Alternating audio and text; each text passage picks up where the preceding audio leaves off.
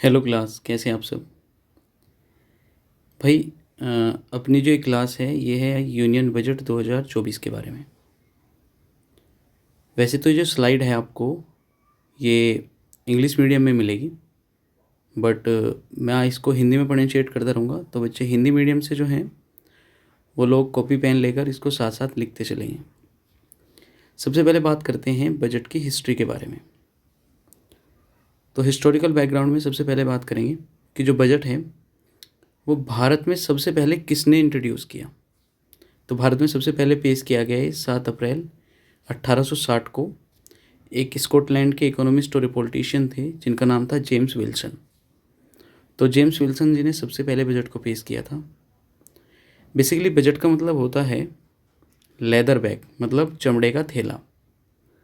तो चमड़े का थैले का मतलब क्या हुआ कि जो बजट है वो बेसिकली एक किस तरह का आपका बैग है जो जिसमें आप लोग आपने देखा होगा ना, वित्त मंत्री फाइनेंस मिनिस्टर हमारे वो क्या करते हैं, बजट लेकर या एक चमड़े का बैग लेकर एंट्री करते हैं किसमें, पार्लियामेंट में, और फिर बजट को पेश करते हैं।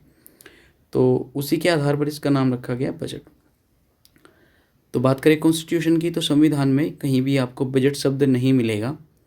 बेसिकली संविधान में इसको वार्षिक वित्तीय विवरण, फाइनेंशियल एनुअल फाइनेंशियल स्टेटमेंट कहकर पुकारा गया है, और यह आता है आपका आर्टिकल नंबर 112 या अनुच्छेद 112 में। बात करें स्वतंत्र भारत के बजट की, तो स्वतंत्र भारत का सबसे पहला बजट R.K. शरणमुखम चेट्टी जी ने पेश किया था। इन्होंने पेश किया था 26 नवंबर 1947 को। ध्यान रखेंगे 1947 को इंडिपेंडेंट इंडिया का फर्स्ट बजट पेश हुआ था। इसके अलावा बजट का जो टाइमिंग था पहले वो शाम के 5 बजे था, जो कि ब्रिटेन के टाइमिंग के अकॉर्डिंग फिक्स किया गया था। बट ये लंबे टाइम तक शाम 5 बजे ही चलता रहा। बट 1999 में 1999 में पहली बार इसको दोपहर के 11 बजे, सॉरी ये 11 PM लिखा हुआ है, बेसिकली ये 11 AM होना चाहिए। दोपहर के 11 बजे इसका टाइम किया गया था 1999 में। दोस्तों पहले हमारा जो रेलवे का बजट था और जो पूरे देश का बजट था वो अलग अलग पेश होते थे। तो जर्नल बजट और रेलवे के बजट को पहली बार एक साथ इंट्रोड्यूस किया गया था, एक साथ पेश किया गया था 2017 में। 2017 में जब ये पेश हुआ, एक चीज़ और ख़ास है 2017 से कि जो बजट हुआ करता था वो फरवरी मंथ के लास्ट में पेश हुआ करता था।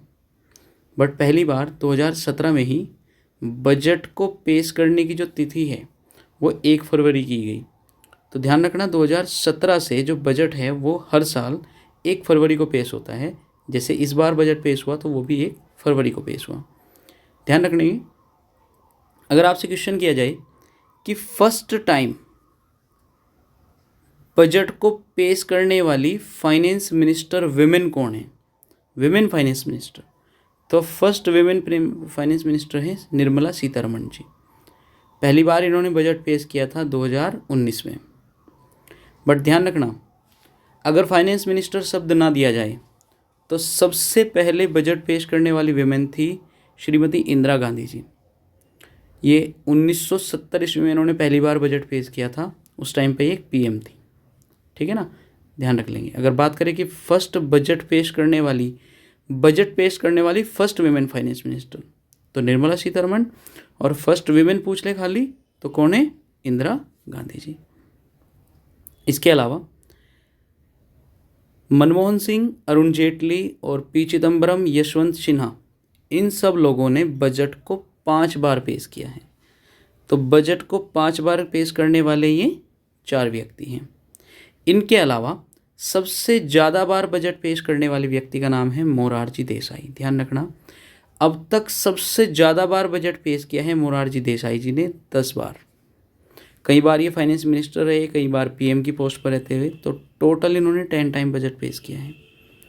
और निर्मला सीतारमण इन्हीं के ही नक्शे कदम पर चल रही है और इस बार इन्होंने 6ठी बार बजट पेश किया है। ध्यान रखना, तो 6 टाइम बजट पेश किया निर्मला सीतारमण ने। आप ध्यान रखेंगे कि बजट जो है वो इससे संबंधित कुछ रिकॉर्ड हैं जो निर्मला सीतारमण जी के ही नाम हैं।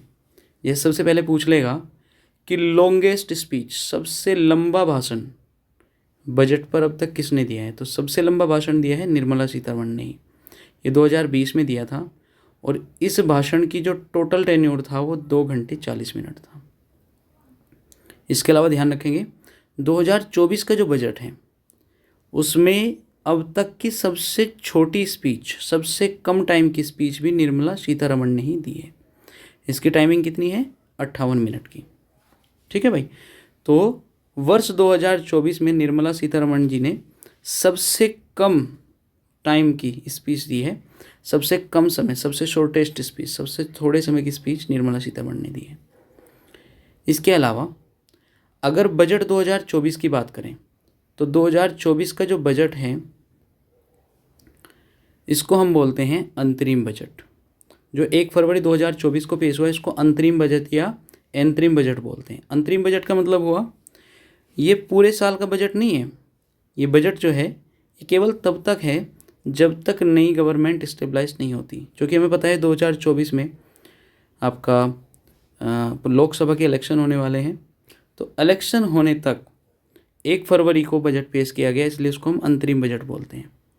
अगर फुल बजट की बात करें तो फुल बजट लगभग आपका जुलाई में पेश होगा। फुल बजट का मतलब 2024 में जब नई गवर्नमेंट आ जाएगी तो अपना दोबारा से बजट पेश करेगी। शायद वो बीजेपी आ जाए या कांग्रेस वगैरह, जो भी आएगा। आप लोग कमेंट में लिखिएगा आपको किसके चांस ज़्यादा लगते हैं। नेक्स्ट हम बात करेंगे भाई किस बार के बजट पर किन किन चीज़ों पर फोकस किया गया है। देखो, सबसे पहले तो फिस्कल कंसोलिडेशन पर फोकस किया गया है। फिस्कल कंसोलिडेशन मतलब राजकोषीय व्यवस्थाओं पर। दूसरा, इंफ्रास्ट्रक्चर पर विशेष ध्यान दिया गया है। इस बार के बजट में एग्रीकल्चर पर भी ध्यान दिया गया है और साथ ही साथ एनवायरनमेंट मतलब पर्यावरण पर भी ध्यान दिया गया है। और ऑब्वियस सी बात है रेलवेज़ पर भी ध्यान दिया गया होगा, क्योंकि रेलवे बजट और हमारा जो जर्नल बजट है उन दोनों को मर्ज कर दिया गया है। बजट की अगर मोटी मोटी बात बताऊं तो बजट में बेसिकली इन 4 सेक्टर्स पर ध्यान दिया गया है, इन 4 कास्ट पर ध्यान दिया गया है। जैसे पुअर्स के लिए कुछ व्यवस्थाएं की गई हैं, वेमेंस को लेकर कुछ व्यवस्थाएं की गई हैं, युवाओं को लेकर कुछ व्यवस्थाएं की गई हैं और ऑब्वियस ही बात है इस बार किसानों से भी संबंधित कुछ योजनाएं, पॉलिसीज़ लागू की गई हैं। अगर आपसे बात करें कि बजट 2024 का मूल मंत्र क्या था, इस बजट को किस मंत्र को ध्यान में रखते हुए पेश किया गया, तो इसका मंत्र है सबका साथ, सबका विकास, सबका विश्वास। और साथ ही साथ एक शब्द और ऐड किया गया जिसको बोलते हैं सबका प्रयास। तो ध्यान रखेंगे इस बार के बजट में सबका साथ, सबका विकास, सबका विश्वास और सबका प्रयास, ये मूल मंत्र अपनाया गया है। देखो, बजट का सीधा सीधा सा मोटिव क्या है, 2047 तक देश को एक डेवलप्ड कंट्री बनाना, जिसके लिए इन्होंने एक मिशन भी पेश किया है जिसको बोलते हैं विज़न @ 2047 मिशन। ये मिशन आपका 2022 में देखा गया था। इसमें टारगेट किया गया है 2047 को। 2047 को ही क्यों? क्योंकि 2047 को हमारे देश की आज़ादी को लगभग 100 वर्ष 100 ईयर हो जाएंगे और 100 ईयर में हमारा टारगेट है एक डेवलप्ड इकोनॉमी या फिर एक विकसित देश बनने का। तो ध्यान रखेंगे 2047 तक एक विकसित देश बनने का उद्देश्य है भारत सरकार का। इसके लिए कुछ और फीचर्स भी हैं जो हम किसी और क्लास में डिस्कस करेंगे। अलग से ध्यान रखेंगे, एक शब्द आता है कि रुपया आता है।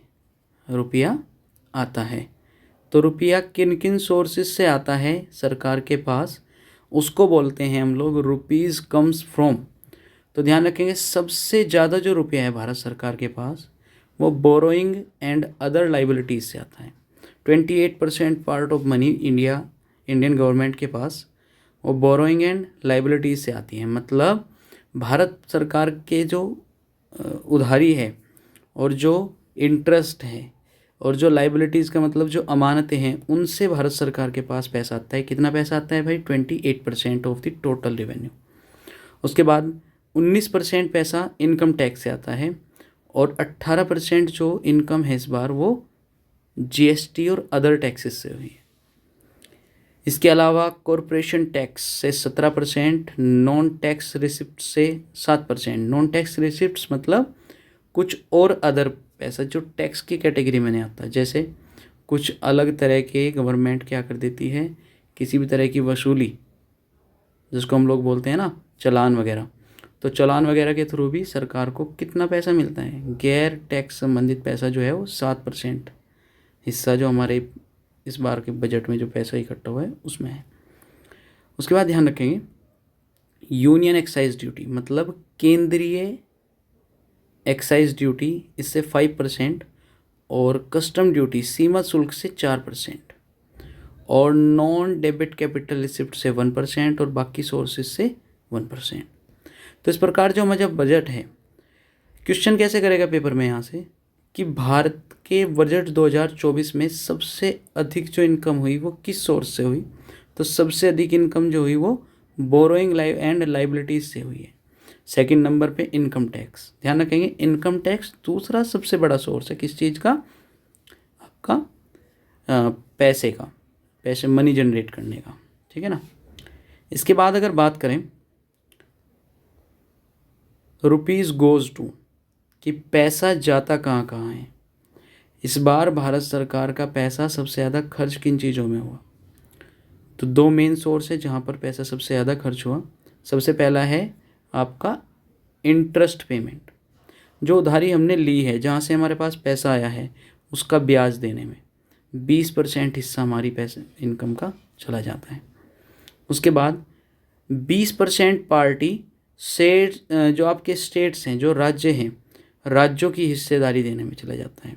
देखो हमारा जो टैक्स है, टैक्स वसूलता है कौन, टैक्स वसूलता है फाइनेंस मिनिस्ट्री, और फाइनेंस मिनिस्ट्री यूनियन और स्टेट में कर का बंटवारा करता है और उस टैक्स का 20% टैक्स का नहीं, जो टोटल इनकम है उसका 20% स्टेट्स में के पास चला जाता है गवर्नमेंट का। फिर इसके बाद बात करें तो 16% हिस्सा सेंट्रल सेक्टर स्कीम्स में चला जाता है, केंद्रीय क्षेत्रीय योजनाओं में। जो केंद्र सरकार योजनाएं बनाती है उनमें 16% पैसा सरकार खर्च कर देती है और कुछ अन्य खर्चे सरकार के हैं, जैसे विभिन्न प्रकार की सैलरीज, कंसोलिडेटिंग फंड वगैरह में पैसा जो जमा होता है वहाँ पे भी 9% हिस्सा चला जाता है।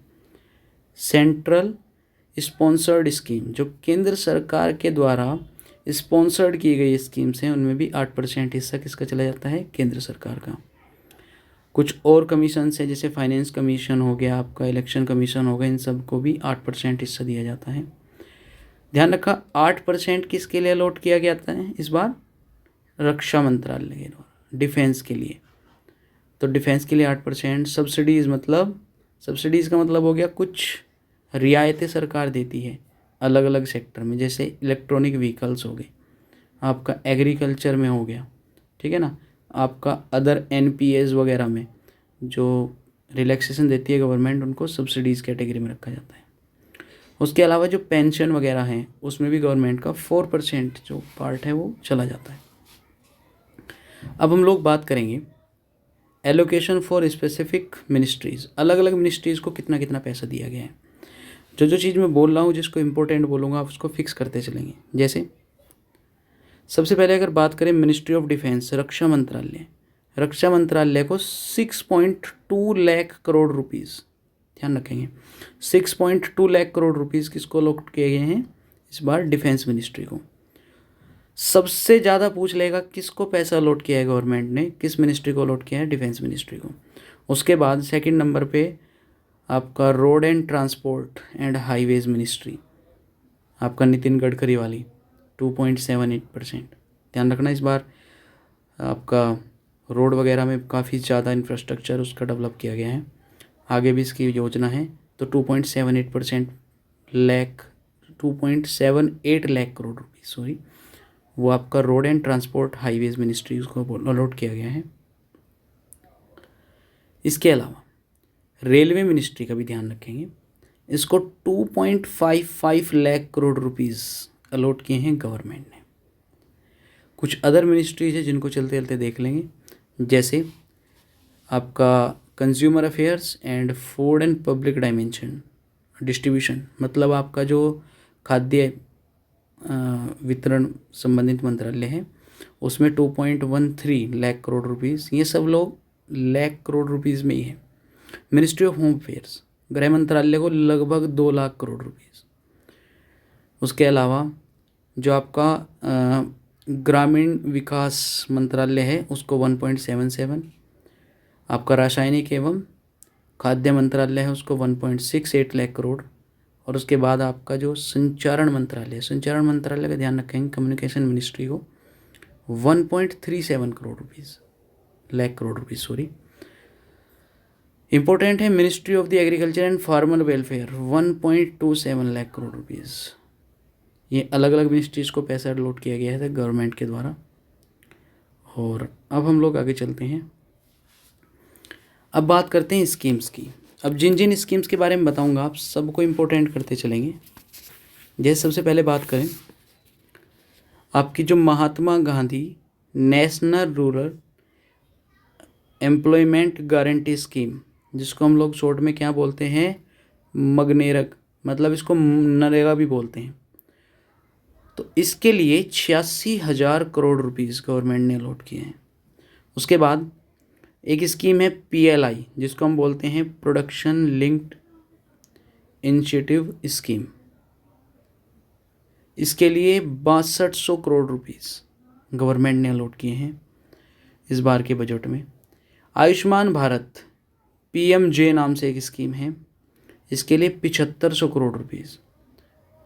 सोलर पावर ग्रिड से संबंधित एक स्कीम है जिसके लिए 8500 करोड़ रुपये। सबके बारे में अलग अलग बात करेंगे, टेंशन नहीं लेंगे। उसके बाद नेशनल ग्रीन हाइड्रोजन मिशन, इसके लिए 600 करोड़ रुपये। ये ध्यान रखेंगे, पिछली बार भी पूछा गया था। अब सबसे पहले बात करते हैं, हमने आपको बताया था 4 अलग अलग स्टेट, जैसे महिला, युवा, गरीब और वृद्धजनों के लिए कुछ पॉलिसीज़ लागू की गई हैं। पहली पॉलिसी है गरीब कल्याण देश का कल्याण। इससे संबंधित योजनाएं देख लेंगे। गरीब कल्याण देश का कल्याण से संबंधित योजनाएं हैं, जैसे आपका PM जन धन योजना। PM जन धन योजना प्रधानमंत्री सबके लिए क्या कर रहे हैं, खाते खुलवा रहे हैं सबके। उसके बाद जो गली में विक्रेता होते हैं जिनको स्ट्रीट वेंडर बोलते हैं, उनके लिए एक योजना चली है PM स्वनिधि योजना। एक योजना और है PM जनमन योजना। ये किसके लिए है, केवल ट्राइबल एरियाज़ के लिए, मतलब जो कुछ जनजातीय क्षेत्र हैं उनमें योजना लागू होती है PM जनमन योजना। SSC क्वेश्चन कैसे करेगी, क्वेश्चन करेगी जो PM जनधन योजना है वो किससे संबंधित है, तो वो आमजन से संबंधित है, सरकारी खाते खुलते हैं, आपने देखा होगा। उसके बाद PM स्वनिधि योजना, ये किससे संबंधित है, ये है आपका स्ट्रीट वेंडर से संबंधित। एक योजना है PM जनमन योजना, ये किससे संबंधित है, ट्राइब्स के लिए। इसके अलावा PM विश्वकर्मा योजना इम्पोर्टेंट है, ध्यान रखेंगे। PM विश्वकर्मा योजना, ये योजना है आपकी आर्टिस्ट और क्राफ्ट से संबंधित 18 तरह के जो व्यवसाय हैं उनको बढ़ावा देने के लिए PM विश्वकर्मा योजना लागू की थी। इसके बाद ध्यान रखेंगे युवाओं को रोजगार देने के लिए एम्पावरमेंट ऑफ द यूथ, युवाओं के विकास के लिए सरकार ने 1.4 करोड़ युवाओं को ट्रेंड किया है, किसके तहत, स्किल इंडिया मिशन के तहत। इसके अलावा एजुकेशन सेक्टर को सुधारने के लिए 23 IITs, देखो कंपैरिजन गवर्नमेंट किससे करती है, 2014 से, क्योंकि बीजेपी सरकार 2014 के बाद आई। 2014 में हमारे देश में 16 IITs थी, अभी हमारे देश में 23 IITs हैं। इसको उन्होंने कंपेयर करके बताया है। 2014 में भारत में 7 एम्स थे, अभी कितने हैं, 22 एम्स, ध्यान रखेंगे। तो गवर्नमेंट ऐसे कंपेयर करती रहती है तो कई बार ये क्वेश्चन भी बन जाता है। 2014 में देश में 723 यूनिवर्सिटीज़ थी, अभी कितनी हैं, 1113 यूनिवर्सिटीज़। इसके अलावा एक योजना है जिसका नाम है पीएम मुद्रा योजना, नाम सुना होगा आपने। ये योजना युवाओं को लोन प्रोवाइड करती है, स्पेशली विमेंस को। 43 करोड़ का लोन सैंक्शन किया है गवर्नमेंट ने, किसके अंडर में? पीएम मुद्रा योजना के तहत। इसमें 4 कैटेगरीज हैं, इसको हम इन डिटेल देखेंगे। पीएम श्री बजट एलोकेशन, ये पीएम श्री बजट एलोकेशन किससे संबंधित है? ये भी आपका यूथ से संबंधित है, युवाओं से संबंधित है। इसके अलावा फार्मर्स को इन्होंने अन्नदाता कहकर बुलाया है इस बार। इनके लिए योजना है पीएम किसान योजना, 11.8 करोड़ रुपीज़ इसके लिए अलॉट किए हैं। एक है पीएम फसल बीमा योजना, 4 करोड़ रुपये इसके लिए अलॉट किए हैं। उसके बाद है प्रधानमंत्री फसल बीमा योजना, आपको पता ही होगा, जब फसल बर्बाद हो जाती है तो उसको प्रोडक्शन देने के लिए 4 करोड़ रुपीज़ तक का उसके लिए अलग से बजट में प्रावधान किया गया है। उसके बाद भारत सरकार ने 1307 मंडीज़ ई नैम के तहत लॉन्च की हैं। अब सब पर भारी नारी के बारे में बात कर लेते हैं। नारी शक्ति, इसके लिए 30 करोड़ महिला तक का लोन अंडर मुद्रा योजना। देखो 30 करोड़ रुपए सैंक्शन किए हैं मुद्रा योजना के अंतर्गत, स्पेशली विमेंस एम्पावरमेंट को बढ़ावा देने के लिए, जिसके तहत भारत में नए नए एंटरप्रेन्योर्स को बढ़ावा दिया जाएगा विमेंस की कैटेगरी में। इसके बाद ध्यान रखेंगे विमेंस की जो एजुकेशन लेवल है उसमें बढ़ोतरी हुई है पिछले 10 साल में 28%। मतलब पिछले 10 साल में 2014 के कंपैरिजन में अब लगभग 28% विमेंस क्या हैं, हायर एजुकेशन गेन कर रही है। सेल्फ हेल्प गुड्स, जिसको हम बोलते हैं SHGs, मतलब स्वयं सहायता समूह संबंधित कुछ योजनाएं हैं, जिसको लखपति दीदी के नाम से भी जानते हैं, ध्यान रखना।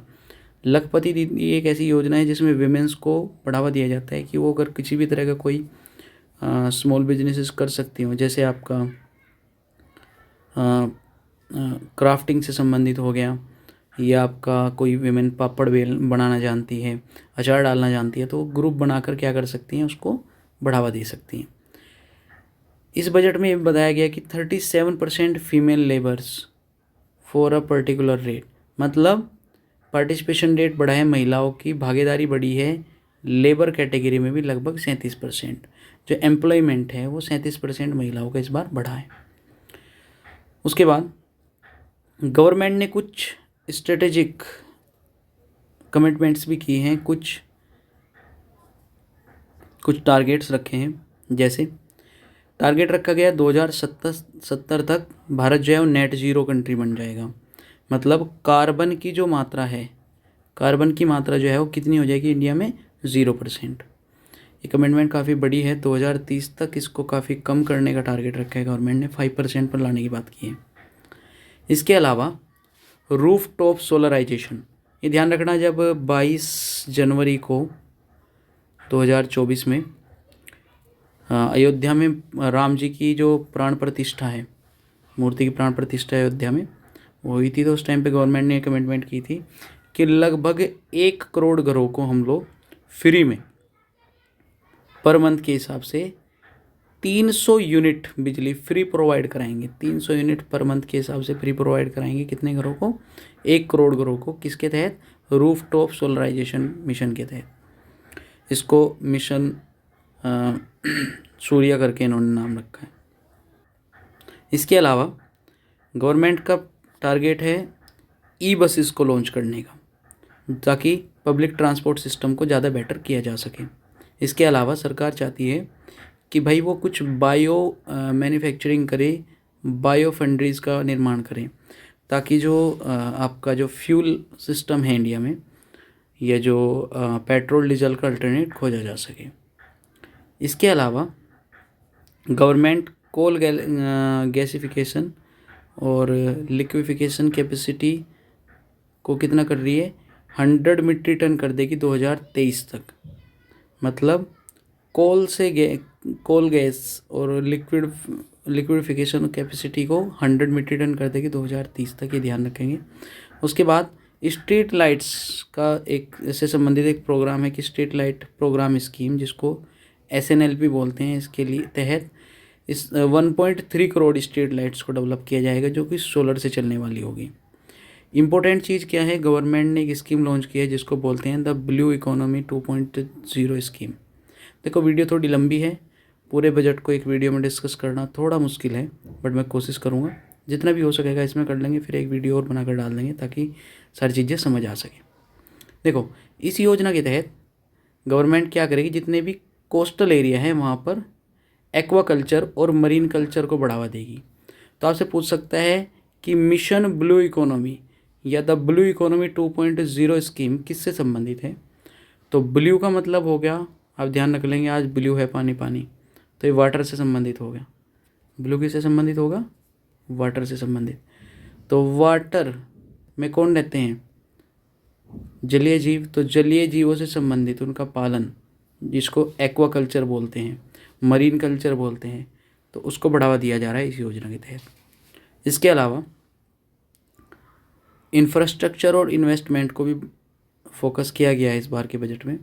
इन चीज़ों को हम लोग फर्दर अगली क्लास में डिस्कस कर लेंगे क्योंकि वीडियो काफ़ी लंबी हो जाएगी, तो एक वीडियो और बना देंगे जिसमें कि ये बाकी का बजट का जो इतना भी आपका बचा हुआ पार्ट है, जो पॉलिसीज़ है, वो रख देंगे।